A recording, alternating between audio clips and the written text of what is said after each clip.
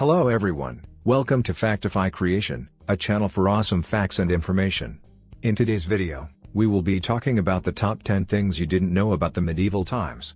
Watch this video till the end for a better understanding and be sure to like, comment, and subscribe. It is one of the most fascinating periods in history, popularized by Magna Carta, the Black Death, and the 100 Years' War. But how much do you really know about the Middle Ages?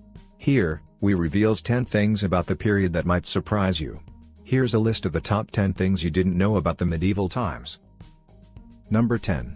They weren't all knights or serfs or clergy. Although certain medieval writers describe their society as divided into three orders, those who prayed, those who fought, and those who labored. That became an increasingly inaccurate picture from after about 1100.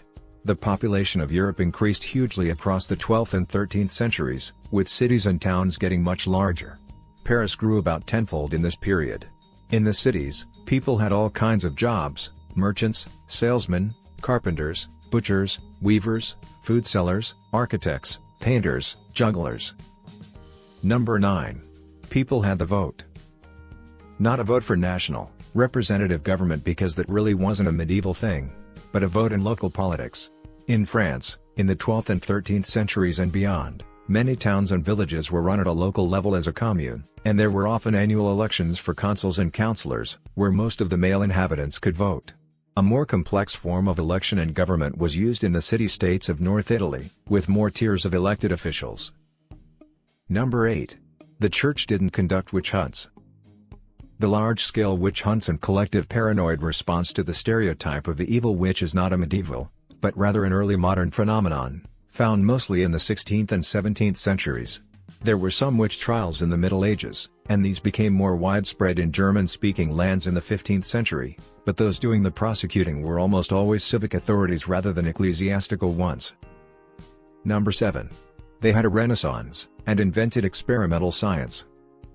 When people talk about the Renaissance, they usually mean the very self-conscious embrace of classical models in literature, art, architecture and learning found at the end of the Middle Ages. This is usually taken to be one of the ways in which we moved from medieval to modern ways of thinking. But in fact, medieval intellectuals also had a renaissance of classical learning and rhetoric. This was in the 12th century, and depended particularly on the transmission of works by Aristotle and other classical authors via Arabic philosophers and translators. Number 6. They traveled and traded over very long distances. It may be the case that the majority of medieval people, particularly those who lived in the countryside, rarely traveled very far from where they lived. But that would be the case with quite a lot of people in much later ages also. It is not the case, however, that medieval people never traveled. Many went on pilgrimage, sometimes journeying thousands of miles to do so. And those involved in trade certainly traveled, linking parts of the world together via merchandise across extraordinary distances. Number 5. They had some great folk customs. Much of the public culture of the Middle Ages was shaped, or at least informed by, Christianity. But there were also some quite curious customs, usually tolerated by the church, but which may have had older roots. One was the practice found in many different parts of Europe of rolling burning barrels down a hill on Midsummer's Eve. Another was to throw wheat over the heads of a newly married couple. It was also common to raise money for charity by holding a hell pail, brewing up a batch of ale, having a big party to drink it, and collecting donations. Number 4. You didn't have to get married in church.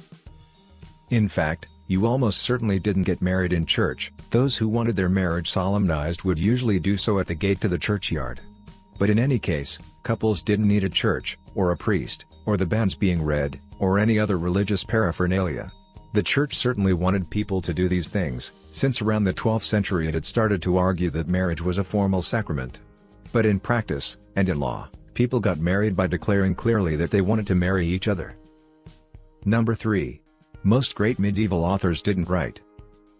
We tend to think of literacy as one thing, but in fact it combines various different skills, of which the physical act of writing is only one. For much of the Middle Ages, working as a scribe, writing was seen as a kind of labor, and was not something that tremendously clever, important people like theologians and intellectuals would bother doing themselves.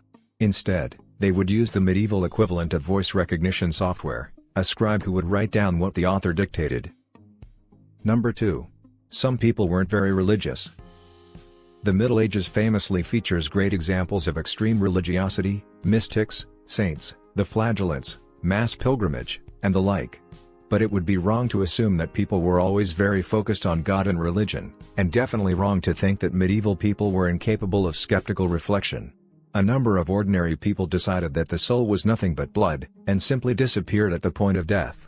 Others thought that there was no reason to think that it was God who made plants and crops grow, but just the innate properties of working and feeding the soil. Number 1. They didn't believe the world was flat.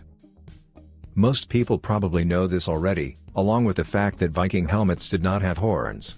Both are bits of Victorian myth-making about the period, along with the idea that the Lord had the right to sleep one night with any newly wedded woman. What makes studying medieval history fascinating is that you have to grapple with both the puzzle of extracting information from difficult and often fragmented surviving records, and the challenge of constantly checking your own thinking for assumptions and inherited stereotypes. This is our list of the top 10 things you didn't know about the medieval times. What do you think about our video? Please let us know in the comments area below. If you enjoyed this video and would want to hear from me again, please subscribe for more self-help videos and turn on the notification before leaving. Thank you for watching.